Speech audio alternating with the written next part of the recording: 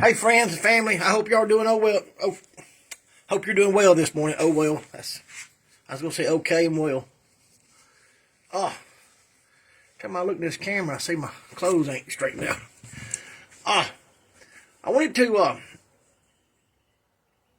tell y'all something this morning. I think this might can help you really. I really think that the last part, if I can explain it to you, it'll be something you'll want to hear. The first part's got to do with some of this stuff that went on last year, and I kind of made myself a commitment that I wasn't going to carry it on through this year, and I'm not. But I was thinking this morning, and most of yesterday, what do I do with what's happened, and, where do I go about the future, because there's still a lot of pain involved in it, and still just as committed to not, I don't know, it's not unforgiveness, I just don't want them people around me, even though he's my son. I do not want him around me. I don't want him around me because I don't want to do anything that's got anything to do with that kind of weirdness and what's going on over there. And I know what's going on. She's nuts. Her family's nuts. And I'm going to show you the last deal of this, why I say they're nuts. They're that kind of people. Which is probably most people. Or at least 50% of them. But I didn't know that. Well, that might be my flaw. There's a lot of people like this. I don't get along with them. Because they make stuff up that's not real. And they won't do nothing but cost you. They'll either cost you in time and money and relationships. Heck, if you fool around with them kind of people, you will never be in a place where you can just, everything's good. Because they're always, it's not just drama. It's something in their head. They make stuff up that's not real. They're people that actually, if they just stop and look and say, man, everything's good.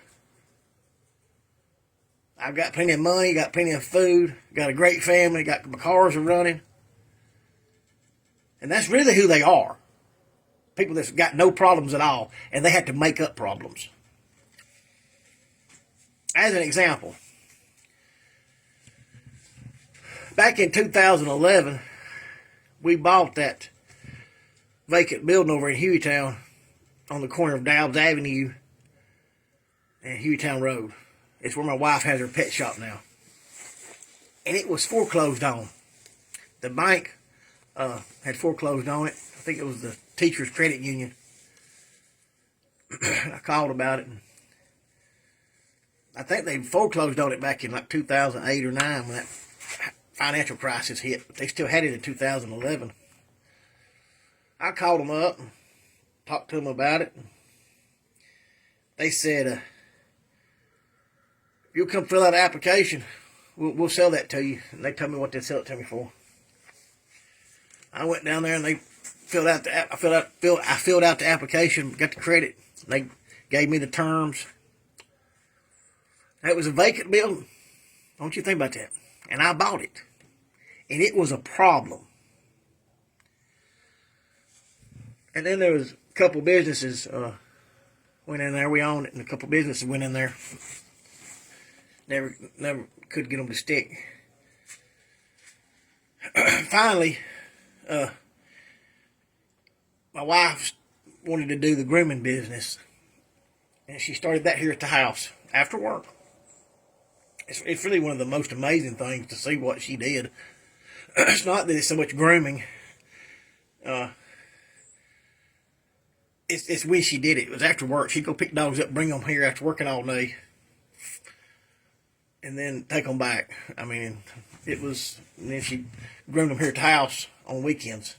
But anyway, she got it off the ground, and we had the building, and then we put a groomer in there. And that building over there was zoned, inside its zoning, it's B2. It's a B2 zoning. Inside its zoning, it would allow for a animal hospital, a veterinary clinic. And as her business grew, she wanted to add dog daycare and dog boarding to it, which a veterinary clinic, that's what they do.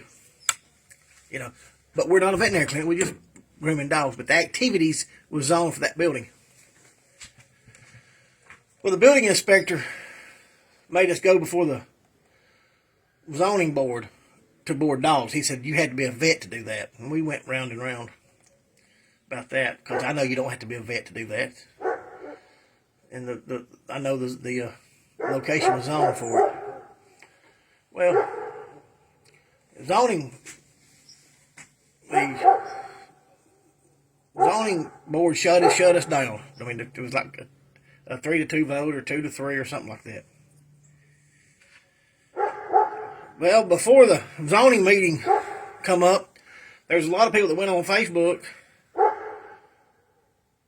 putting on there that we was going to be like a humane society, or we was going to be breeding dogs, we was going to be selling dogs. I mean, just all kind of stuff, just crazy stuff. They just made up. And I never did know the reason. And I ended up having to get a lawyer. But I also made some a YouTube channel about it. That was the first time I had ever done anything like I've done on social media, any kind of way of putting a story out there and going after the people that come after me. First time that's ever happened. Because they come at me unjustly. And the church across the street there, the people, some of them were saying, you know, we go to such and such church, and we care about that community, while lying about what we was going to be doing, you know. And on that YouTube channel, I put in there about the church. I put in there about all the claims and all the lies. And I stirred up a big stink. And ended up having to get a lawyer suing the city. That cost me $8,000. Ended up having a problem about that. Best I could tell you, the lawyer in the city was just like that already. Or my lawyer and the city attorney was just like that already. And I don't have a problem with lawyers being that way, but he let his friendship break down what should have just been a straight up lawsuit. The property zoned for it.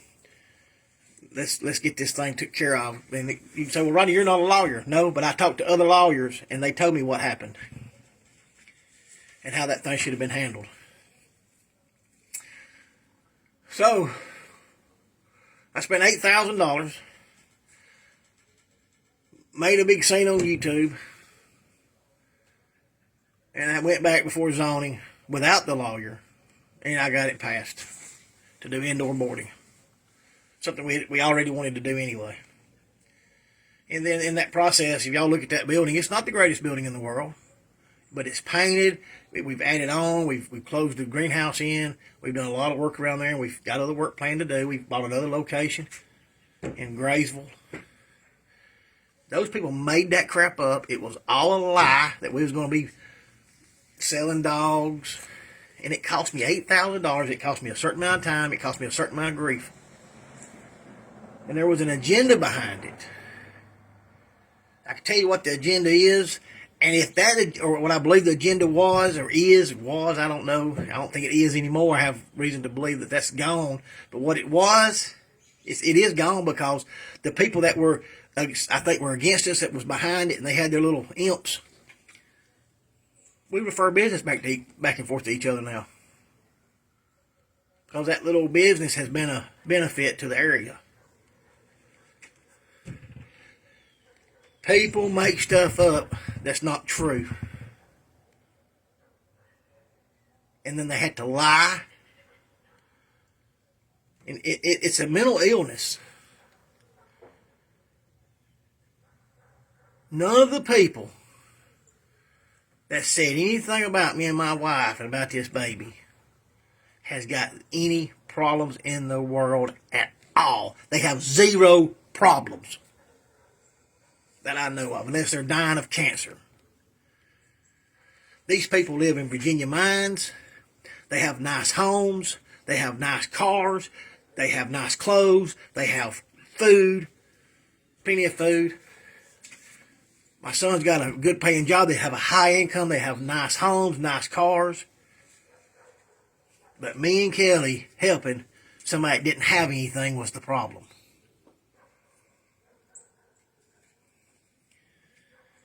And it's a mental illness.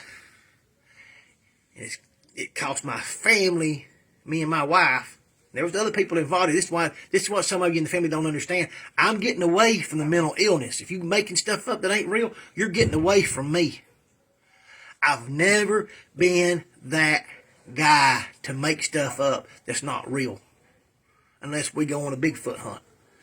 And we're really hunting him. If I go, I'm going. We really hunting Bigfoot. Will they ever find him? I'll find Bigfoot when they make my dog boarding or my wife's grooming business into a pet breeding facility. I'll find Bigfoot the day I'm a threat to my grandbaby.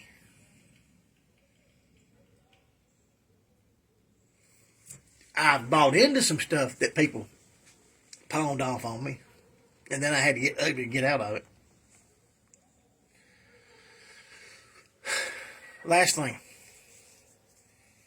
I grew up in the Pentecostal church. I believe everything in the Bible about the gifts of the Spirit and healing and teaching and prophecy.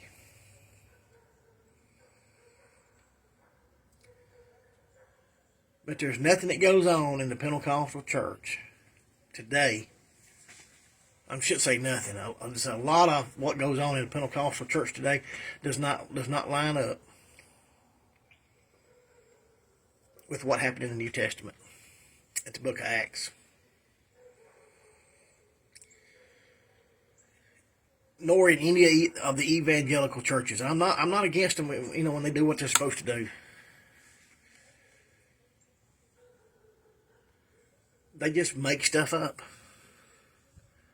Because you have people in these churches that have nice Chevrolet cars that's praying for a Cadillac. You have people in these churches that's well over 300 pounds and they're diabetics. And they're praying for the Lord to take the diabetes away.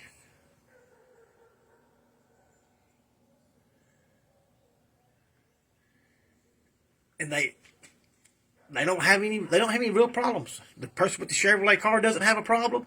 The person that's got the diabetes really doesn't have a problem, except they just eat too much. And we live in a society that everywhere we look, people are making up problems that don't exist. And the problems they do have, they have the answer for them right in front of them. But they try to put the problem off on somebody else.